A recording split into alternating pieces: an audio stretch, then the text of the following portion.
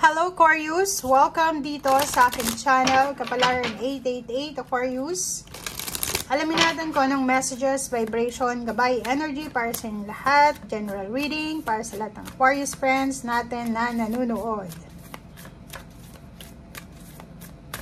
Kung bago kayo sa channel ko guys, please like, share, and subscribe. Para makuha nyo yung mga messages dito. Kayo yung unang makarinig, makapanood sa ating mga mensahe. Kasi manonotify kayo once na nag-press kayo ng notification bell button. Okay, Aquarius. First card natin is number 1, energy, courage, consciousness, deserving, intuition, and manifestation. Aquarius, sinasabi ng Baraser dito na sobra-sobra yung lakas loob na mararamdaman mo for the next 3 months. Like for example, may gusto kang gawin. Like yung iba sa inyo interesado. Since last year pa to 2023 pa.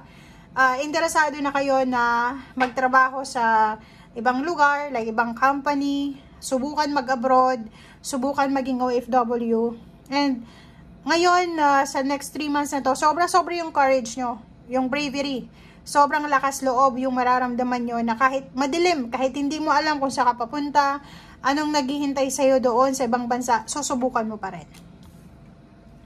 Okay, next is meron kang deserving. Number 6.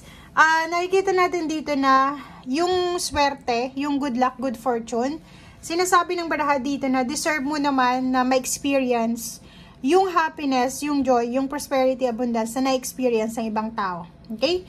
Intuition and manifestation, sinasabi ng baraha sa'yo dito na kung ano yung sinasabi ng intuition mo, maniwala ka. Kasi hindi yan papasok sa isip mo, hindi yan papasok sa instinct mo, kung hindi yan para sa'yo. So, sa pagsiset ng intention, kailangan natin, or manifestation, kailangan natin ng clear mind, clear spirit, and clear intention. Diba? So, this next 3 months na to, sinasabi ng barahan na pwede kang mag-set ng bagong intention. Like, 2022-23, hindi naging maganda yung pangyayari sa buhay mo.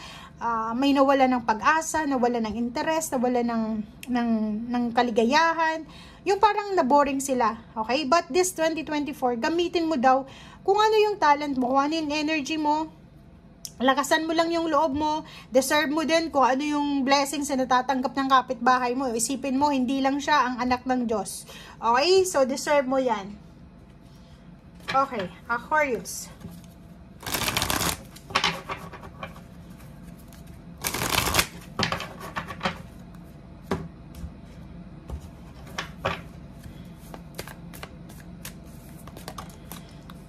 Okay.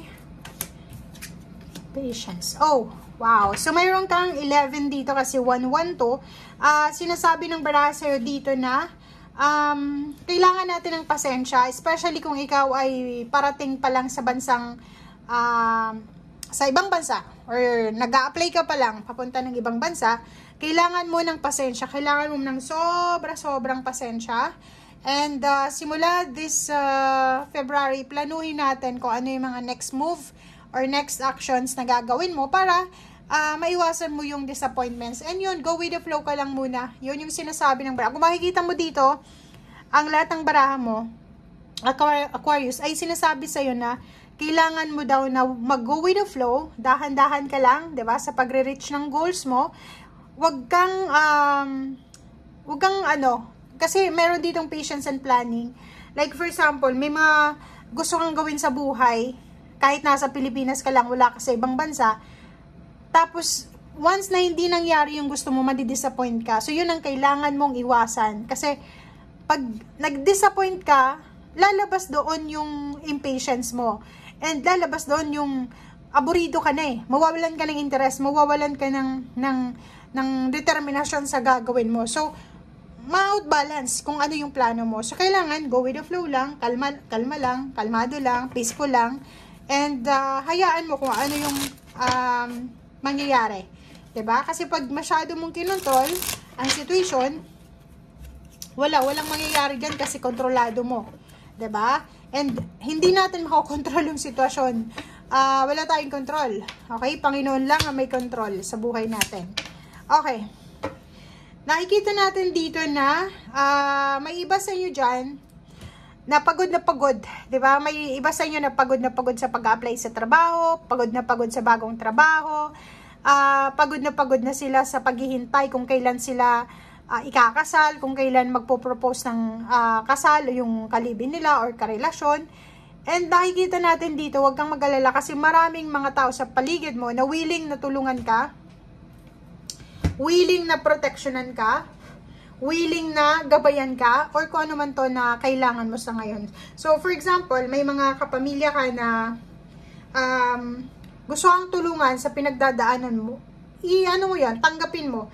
Tanggapin mo yung tulong nila kasi mas maganda, Aquarius, yung napapaligiran ka ng mga suporta. Di ba yung suportado ka ng mga tao sa paligid mo? Kasi kahit na pagod ka sa ginagawa mo, may mga taong i-cheer up ka pa din. I-cheer ka sa kung ano man ito na pinagdadaanan mo.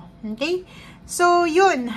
Sinasabi ng baraha sa'yo dito, iwasan natin yung sobrang negativity, sobrang pag-iisip, overanalyzing, advance mag-isip, masyadong expectation. Doon lang tayo sa normal ba? Okay? So, sinasabi ng baraha sa'yo dito na simulan mo sa next 3 months na to. Kasi nandito yung future eh. May prediction ka eh. Parang sinasabi ng baraha sa'yo na maganda yung mangyayari sa'yo sa future. Kaso lang, yung future natin depende yun sa ginagawa natin sa ngayon eh. Like for example ngayon, kung anong ginagawa mo sa ngayon, ang result niyan is bukas or makalawa. Kasi sa future, di ba? So, sinasabi ng baraha, be courageous. Kasi parang courage lang to. Be courageous na harapin kung ano yung problema. Be courageous na solusyonan kung ano yung mga dapat solusyonan sa buhay. Be courageous na tanggapin, acceptance, kung ano yung kulang sa atin, pagkukulang sa atin, Aquarius. And matuto din tayong purihin ang sarili natin. Kung walang mga tao sa paligid mo na pinupuri ka, purihin mo yung sarili mo. Tapikin mo yung sarili mo sa likod. Sabihin mo, oh, good job, Aquarius. Kahit mag-isa ka lang, kahit walang sumusuporta sa'yo, still, nandyan ka pa rin. Okay? So, atong dalawang barahan to, it's a confirmation na sinasabi sa'yo na may magandang future na naghihintay sa'yo. So, wala.